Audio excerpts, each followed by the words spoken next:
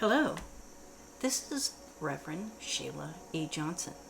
Today, I want to remind you that you are a wonderful, unique, infinite, divine soul. If you truly love nature, you will find beauty everywhere. Vincent VanGogh. Where do you see beauty? I do see beauty all around.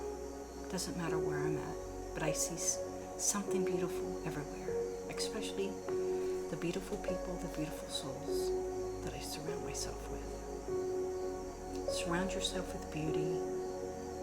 Come up to gratitude and see the sunlight and see the healing power from the sunlight. That's what I wish for you today. Much healing. I am sending much love, light, healing, and abundance. First, be love, light, and abundance to yourself, and then you can for everyone else.